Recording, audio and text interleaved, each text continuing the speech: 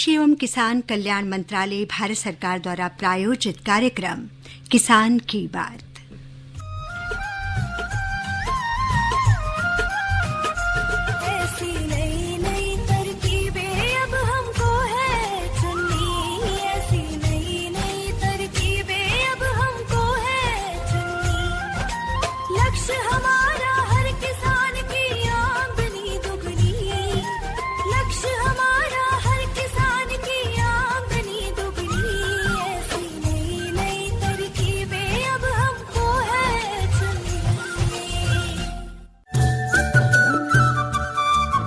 इस कार्यक्रम के प्रायोजक है कृषि एवं किसान कल्याण मंत्रालय, भारत सरकार।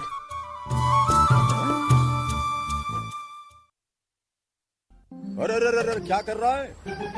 इधर इधर इधर, हम बोल रहे हैं तेरे बीजू का। उतला बोल रहा है? पक्षियों से तो हम खेत को बचा लेते हैं, पर इन घातक रसायनों से कैसे बचाएं? मतलब? देख बेटा, तू जो ये अंधाधुंध रसायन मिलाता है ना, मिट्टी की सेहत बिगड़ने लगी है। और जब माटी ही कमजोर पड़ जाएगी तो उपज कैसे सेहतमंद होगी? अरे पहले ऐसा नहीं था। पूछना अपने बड़े बुजुर्गों से, कैसे फसल लहलहाती थी, शुद्धता झलकती थी। हाँ, माटी भी तंदुरुस्त और लोग भी। अरे पहली वाली बात कहाँ? पर अब तो सभी डाले हैं। सब नहीं, आज भी लाखों जागरूक किसान परंपरागत विधि से फसल उगा रहे हैं। खर्चा कम और उपज की कीमत भी बेहतर पा रहे हैं। सच है? रे बेटे, एक्सपीरियंस से बता रहे हैं, धूप में बाल सफेद नहीं किए हैं। हाँ। ठीक है भाई, मैं भी आज से जैविक खेती शुरू करूंगा। माटी से प्रेम की परंपरा है, परंपरागत खेती। दोस्तों, स्वागत है आप सबका कार्यक्रम किसान की बात में। अगर रजत मैं कहूँ कि आम के आम गुठलियों के दाम जी, अगर मैं कहूँ एक अनार 100 बीमार, और अगर मैं कहूँ कि आसमान से गिरा खजूर में अटका, है ना, और अगर मैं कहूँ अंगूर खट्टे हैं, तो ये सब क्या समझते हैं आप? समझ में ये आता है कि आसमान से जो गिरा था ना अभी 2 दिन पहले 100 किलोमीटर की रफ्तार से वो खजूर में अटका नहीं, बल्कि खजूर को भी उसने गिरा दिया। और बिल्कुल। अभी भी हम सड़कों पर देखें, चाहे हमारे यहाँ बराबर में संसद मार्ग हो या और भी सड़कें दिल्ली और एनसीआर में, वहाँ पेड़ अभी पूरी तरह से हटाए नहीं जा सके हैं, गिरे हुए हैं, कई और भी नुकसान हुए हैं। तो इस आंधी और तूफान की वजह से अभी आपकी जो ये फल वाली बात है, मैं इसी को बड़ी करने जा रहा हूँ, काफी नुकसान हुआ है। बिल्कुल सही बात है। फल बिना पके ही गिर गए। हाँ। और वही फल जिन्होंने हर हालात में, कोविड की स्थिति में भी, महामारी के दौरान भी हमारी आर्थिक जो हमारी भारत की स्थिति है उसको तंदुरुस्त रखा, हमारे मनोबल को नहीं गिरने दिया। वही फल जो हमारे पोषण के लिए बहुत जरूरी हैं, हमारी भावी पीढ़ी एक सेहतमंद नागरिक बने, बहुत जरूरी है कि उन्हें फलों का, सब्जियों का पोषण मिलता रहे। बहुत जरूरी है कि फलों की जो फलदार खेती है जो आगे बढ़ती रहे, संवर्धित होती रहे, उनका संरक्षण हो। चाहे हालात हम समझ रहे हैं कि कुछ सर्वेक्षण आ रहे हैं, तापमान बढ़ रहा है, जलवायु परिवर्तन है, इन सब के बीच भी हमें रास्ता बनाना है, इन सब के बीच में भी हमें आगे बढ़ना है। कहते हैं ना कि हालातों से लड़ना है हमको, आगे भी बढ़ना है हमको। आओ मिलकर करें विचार और खोजें संभावनाओं के द्वार। तो संभावनाओं के द्वार खोलने के लिए ही हम इस कार्यक्रम में आते हैं, ढेर सारी बात करते हैं, किसान की बात करते हैं। और आज जो आपने बात की फलों से ही शुरू की है, तो मैं बता दूं कि फलदार बगीचों में समसामयिक कार्यों पर हम बात करने वाले हैं। डॉक्टर संजय कुमार सिंह हमारे बीच हैं, आपका स्वागत है सर। नमस्कार। डॉक्टर सिंह अध्यक्ष हैं फल विज्ञान संभाग, भारतीय कृषि अनुसंधान संस्थान, पूसा, नई दिल्ली में। और डॉक्टर साहब, जिस बात से हमने बात को शुरू किया, अभी 2-3 दिन पहले की ये घटना है, दिल्ली एनसीआर में हुआ, उत्तर भारत के कुछ हिस्सों में हुआ। इस गति से तूफान आया कि कई हरे भरे पेड़ों को गिरा दिया, कई फल सड़कों पर आ गए, नेस्तनाबूद हो गए। उससे नुकसान तो हुआ ही, साथ में भविष्य का चिंतन करने का भी एक मौका हमें मिला है कि इस तरह की बेमौसम की चीजें अगर होती हैं तो किसान की, हमारे जो गृहस्थ हैं उनकी, बागबानी करने वाले लोगों की जो मेहनत है उस पर भी पानी फिर जाता है। लेकिन क्या इसका जवाब हमारे फल विज्ञान में है? हमारा कृषि विज्ञान इस तरह के जवाबों के लिए तैयार है, उसी पर कई तरह की चर्चा होंगी बिल्कुल। और ये जो बड़े सारे सवाल हैं हमारे श्रोताओं के मन में भी होंगे, किसान भी सोच रहे होंगे, जो हमारे बागवान भाई हैं बहन हैं वो भी सोच रहे होंगे कि क्या करें, आगे का रास्ता क्या होगा, हमें क्या ऐसा करना है कि इस बढ़ते तापमान, इन बदलते हालातों में भी हमारी जो फलों की खेती है वो बढ़िया हो, अच्छी पैदावार हो, गुणवत्ता परक पैदावार हो। तो इसके लिए हम बताना चाहते हैं अपने किसान बहनों और भाइयों को कि हमारा फोन नंबर है 23421081। आपके मन में इस समय फल बागानों में क्या समसामयिक कार्य करने हैं, जो भी सवाल है, जो भी जिज्ञासा है, आप फोन से हमसे पूछ सकते हैं और जवाब देंगे आपको विशेषज्ञ डॉक्टर संजय कुमार सिंह। और साथ में हम आपको ये भी बता दें, जो दिल्ली के बाहर से हमें फोन कर रहे हैं वो दिल्ली का कोड मिलाएं 011, फिर मिलाएं 23421081। जी, तो तैयार हैं हम और तैयार रहें आप भी अपने फ़ोन कॉल्स के साथ, अपने जिज्ञासा के साथ, अपने प्रश्नों के साथ। डॉक्टर साहब, आपका एक बार फिर से स्वागत। और पहला सवाल इसी घटना से ही लेते हैं। बिल्कुल, 2-3 दिन पहले की आंधी से ही लेते हैं। काफ़ी बात हमने की अभी थोड़ी देर में इस बारे में। क्या जो जवाबों पर पेज फोल्ड किया था हमने, उसके जवाब क्या हो सकते हैं? जो नुकसान हुआ है, अब उस नुकसान की पहला सवाल तो मेरा यही है कि भरपाई कैसे हो। आपने ये बड़ा ही मतलब मैं कहूँ कि ज़मीनी स्तर पे जो हुआ है वो किसानों को बहुत ज़्यादा क्षति पहुंचाया है।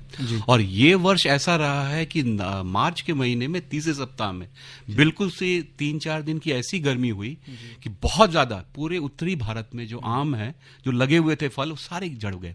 एक तो वहाँ लॉस हुआ, दूसरी ये 2 से 3 आंधियां और जो 2 दिन पहले आई है, इसने जो बचा कुछा भी आम था उसे भी झाड़ दिया। मतलब मैं बताऊं तो किसानों में आज खेत पे जाके हम देखते हैं बागों में सिर्फ 15 से 20% आम लगे हुए हैं और सारी जो है बिल्कुल झड़ चुके हैं, या तो पौधे क्षतिग्रस्त हो गए हैं या बिल्कुल ही नहीं है।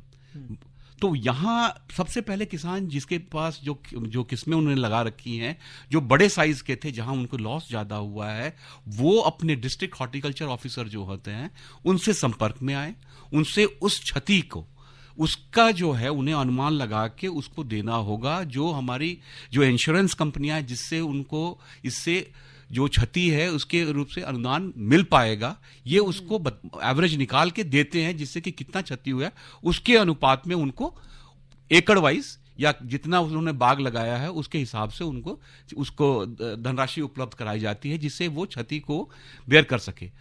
एक बात आपने बताया कि वो किसान जो अब थोड़े से जो फसल लगी उसमें क्या करें। अब ये देखना है कि इस वक्त हम देखें तो जो फल है वो बढ़वाल रहा है, बहुत ही बढ़िया उसमें साइज आ रही है। अब किसानों को उसमें गुणवत्ता बचे, जो बचे हुए फल है उसमें गुणवत्ता बनाना है, तो सबसे पहले मैं उन्हें ये बताना चाहूंगा कि वो उस पर सूक्ष्म तत्व की जो छिड़काव जो होती इस वक्त, जिंक है, बोरॉन है, कॉपर है, आयरन है, इनकी या तो उनका कमर्शियल घोल मिले उसे छिड़काव कर लें, जिससे कि इसमें जो साइज में इंप्रूवमेंट दिखाई दे, उसके सुगंध में, कलर में बहुत अच्छा।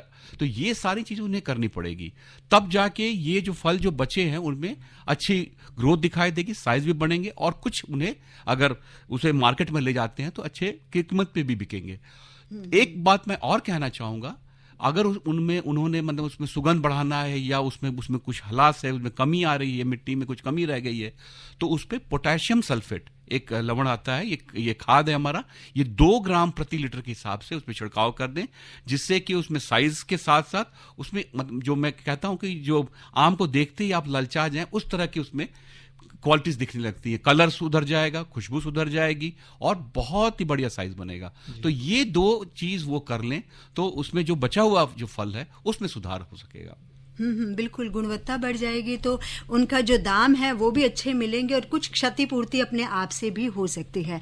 जी, जैसा कि हम बात कर रहे थे, शुरू में बताया कि जिन लोगों का नुकसान हुआ है बागवान भाइयों का, उनको जो आपके जिला बागवानी अधिकारी है उनसे संपर्क करना चाहिए। हमारे पास भी एक संदेश है फसल बीमा योजना के बारे में।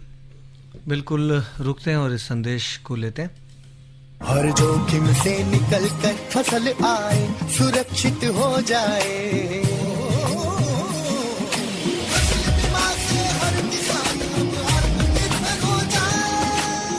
संकट के समय प्रधानमंत्री फसल बीमा योजना किसानों के लिए वरदान है। अब सूखा पड़े या बाढ़ आ जाए कोई डर नहीं।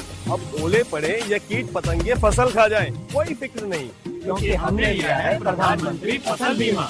बुआई से फसल कटाई तक हर जोखिम का दावा, न्यूनतम प्रीमियम पर अधिकतम भुगतान का वादा। योजना से हर साल जुड़ रहे हैं 5 करोड़ से ज्यादा किसान। अब आपकी है बारी। नजदीकी कृषि कार्यालय, सहकारी समिति, बैंक शाखा, अधिकृत बीमा कंपनी या जन सेवा केंद्र में स्वेच्छा से करा सकते हैं पंजीकरण। फसल बीमा पोर्टल या फसल बीमा ऐप द्वारा भी कराया जा सकता है पंजीकरण। प्रधानमंत्री फसल बीमा योजना, आपकी फसलों का संपूर्ण सुरक्षा कवच। कृषि एवं किसान कल्याण मंत्रालय, भारत सरकार।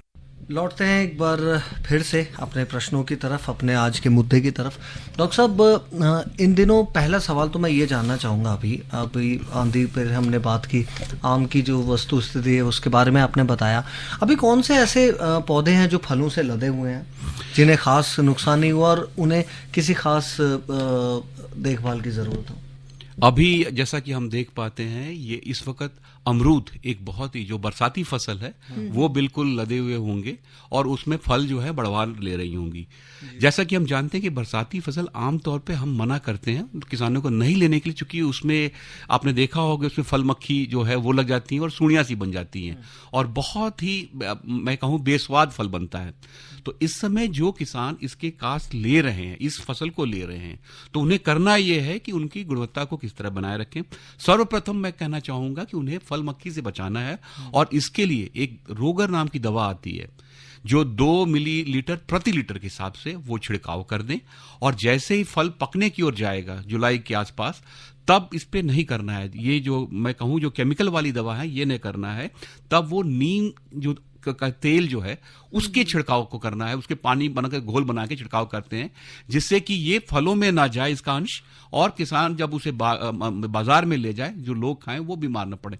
तो कोशिश ये करना है कि इसमें गुणवत्ता बढ़ाने के लिए उन्हें फल मक्खी से बचाना है और एक छिड़काव अगर वो कोशिश करते हैं तो एक सूक्ष्म तत्वों की जो घोल होती हैं उनका छिड़काव कर दे जिससे कि उसमें कम से कम कुछ मिठास भी बने और ये फल अच्छे कीमत दें बाजार में। जी बिल्कुल डॉक्टर साहब, मैं आपसे इस बारे में और पूछूंगी, लेकिन पहले मैं अपने श्रोताओं को बताना चाहूंगी कि हमारे साथ स्टूडियो में हैं डॉक्टर संजय कुमार सिंह।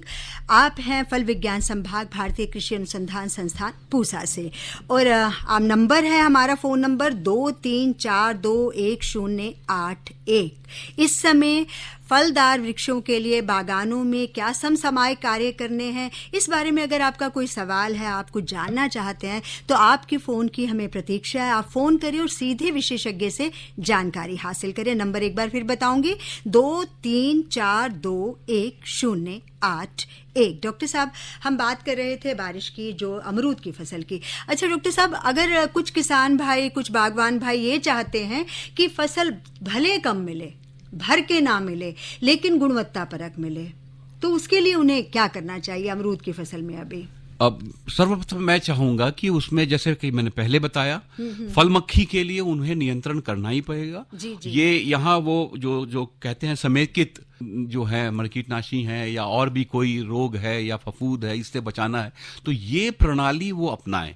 और यहाँ वो उन्हें देखना है कि केमिकल लगाना है या हमें जैविक करना है या नीम के तेल का पानी या उसे हम छिड़काव कर लें, जिससे घोल बना के वो कर सकते हैं। तो ये अगर वो करते हैं, और साथ ही जैसा कि मैंने बताया कि सूक्ष्म तत्व का छिड़काव बहुत ही जरूरी है, अगर वो कर पाते हैं तो उन फलों में कुछ स्वाद आएगा और साथ ही उनमें जो है बहुत ही बढ़िया, मतलब मैं कहूं कि जो खुशबू भी आएगी उसमें। डॉक्टर साहब, हम बात कर रहे हैं इस वक्त क्या सेवा की जा सकती है उन फलदार पौधों की जो इस वक्त फलों से लदे भी हैं या जो फलों को लाने की तैयारी में है। तेज़ हवाओं का भी ये मौसम है, कभी भी तेज़ हवाएं आ जाती हैं। कुछ देर पहले चर्चा हम कर ही रहे थे, किसी विशेष देखभाल की ज़रूरत होती है ऐसे में? अभी क्योंकि गर्मियां हैं, अभी आप देखें बाहर मौसम बहुत ज़बरदस्त है, ऐसे में क्या हमें उन्हें लू से बचाने की ज़रूरत है? किसी खास दवाई की उन्हें ज़रूरत पड़ती हो, कुछ हो इस तरह का? बिल्कुल, जो जैसे किसान भाई जो बहुत छोटे बाग हैं, जिनके बहुत पौधे छोटे हैं, और या पपीते की उन्होंने काश्त की हुई है, या कोई और जैसे नींबू वर्गीय फल है, उनमें अब उनको नियमित सिंचाई करनी होगी। ये देखना है कि सिंचाई वैसे रखें कि जिससे कि जो छोटे फल जो हैं उनमें लगे हुए हैं, जो नींबू वर्गीय फल जैसे कीनू है या लेमन है या संतरा है, या ये सारी लगी होंगी। और यहाँ ये नहीं देखना है कि सिंचाई नियमित रखते हुए वो उसे बनाए रखें जिससे कि फल गिरे ना।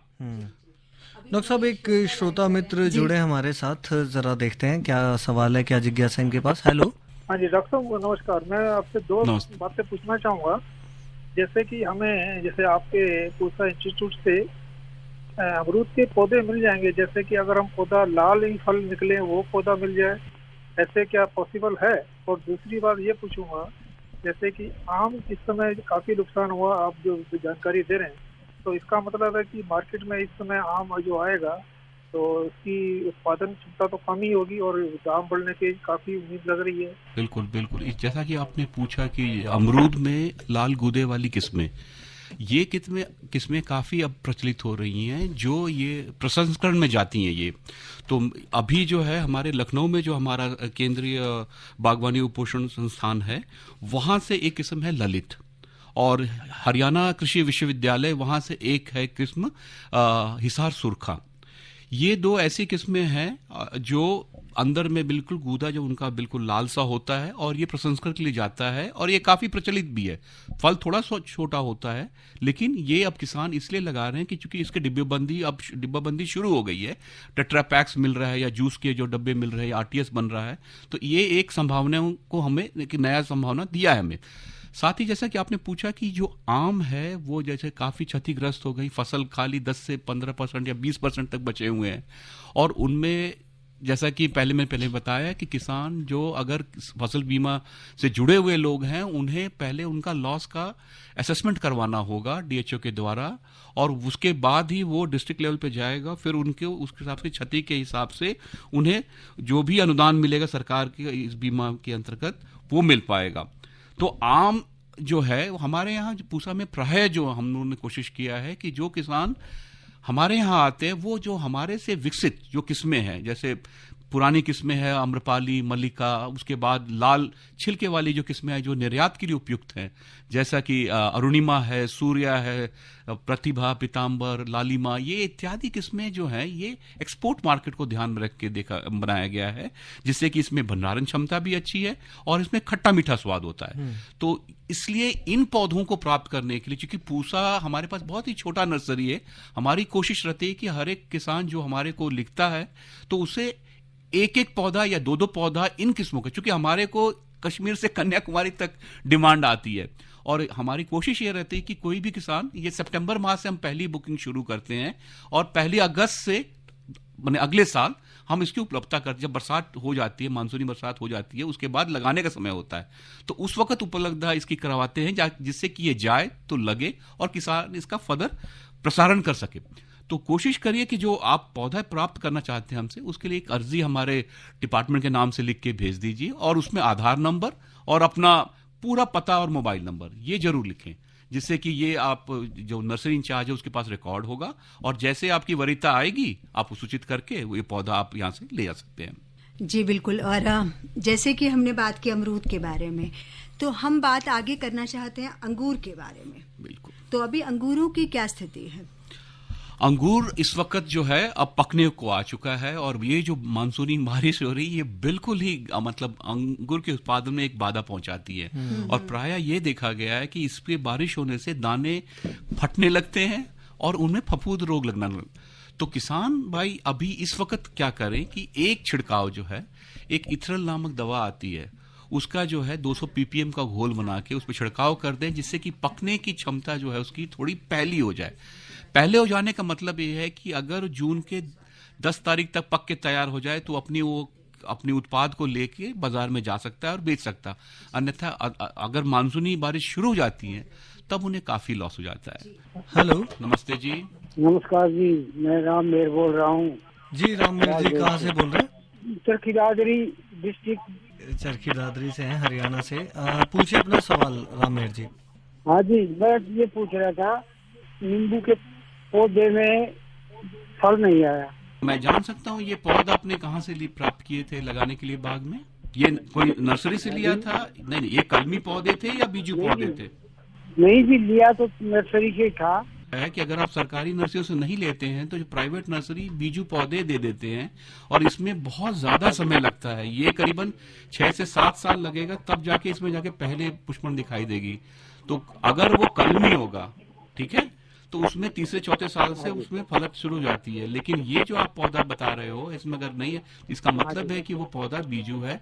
आपको कम से कम 2 से 3 साल और रुकना पड़ेगा तब जाके उसमें पुष्पन शुरू होगी। एक दूसरा सवाल और है जी। जी पूछिए, स्वागत है। मैं चंदन के पौधे लगाना चाहता हूँ। चंदन का पौधा लगाना चाहता हूँ? लगा सकते हैं, जैसे और लोग भी लगाते हैं। कर्नाटक में जो फॉरेस्ट्री डिपार्टमेंट, हाँ, इसकी उपलब्धता वहां से सफेद चंदन जो है वहां पौधा मिल जाते हैं और उसको प्रायः इस क्षेत्र में किसान जो है उसको मेड़ पे लगाते हैं, जिससे कि उससे जो है अतिरिक्त आय मिल जाए। जो जिसकी छाया भी बहुत ज्यादा नहीं होती, वो सीधे वो बढ़ता रहता है। तो इस तरह की मैं देख रहा हूं कि जैसे पॉपुलर के अलावा लोगों ने अब चंदन को भी लगाना शुरू कर दिया है, जिससे वो अच्छे मुनाफा कमा रहे हैं।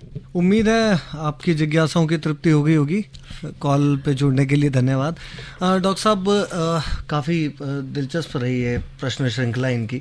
अगर थोड़ा सा आगे बढ़ें, मौसम जिस तरह से बदल रहा है, अभी अंगूर की बात नीलम ने कही और भी बहुत से, क्या और पौधे हो सकते हैं और इस तरह के फल हो सकते हैं जिन्हें हम लगा सकते हैं?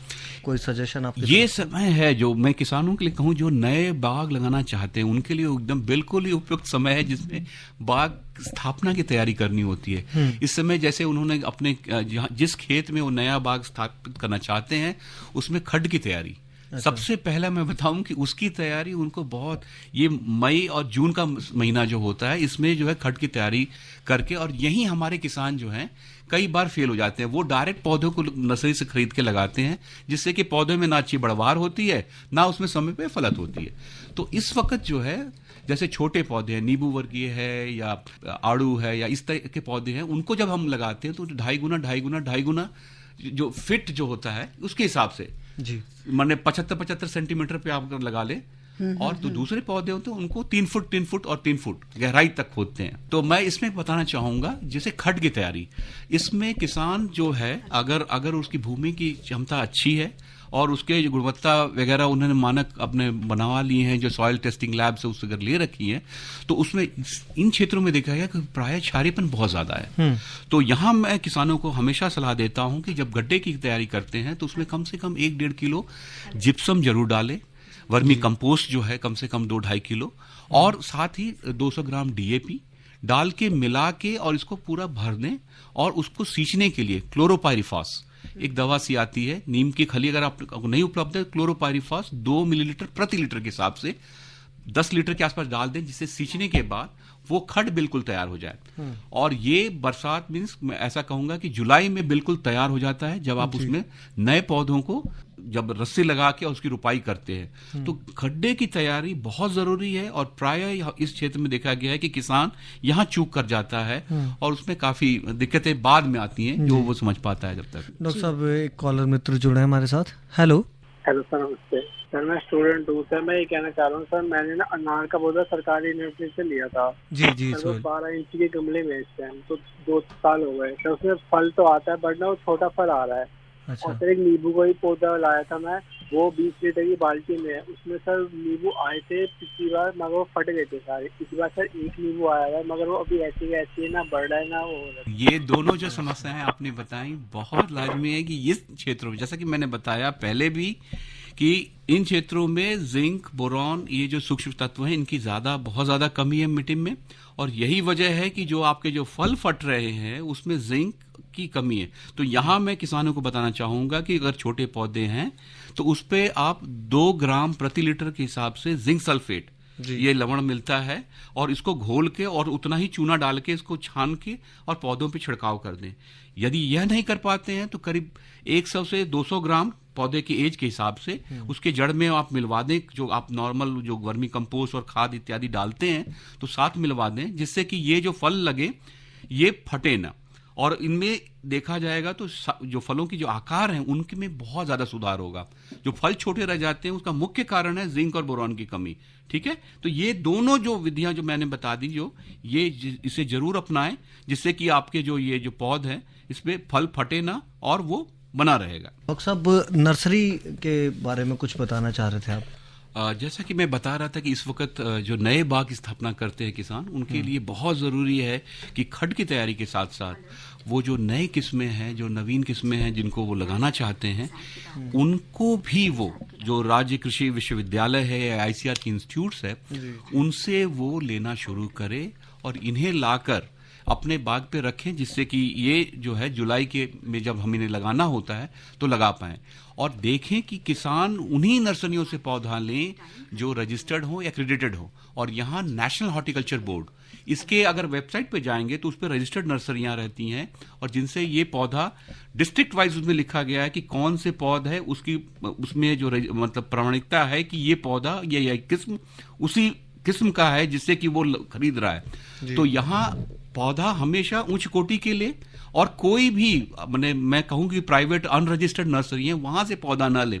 आज भारत सरकार की जितनी भी स्कीमें हैं वहाँ सारे पौध जो है रजिस्टर्ड नर्सरी से ही लेनी है और एक्रेडिटेड नर्सरी से लेनी है। तो ये ध्यान रखें, जब भी पौधा खरीदें, अगर आपको 100 चाहिए तो 110 या 15 10 से 15% एक्स्ट्रा पौधा लें, जिससे कि एक समय पे लगा पाएं और जब उसमें गैप हो तो आप उसे रिप्लेस कर सकें। डॉक्टर साहब, काफ़ी उम्दा जानकारी रही।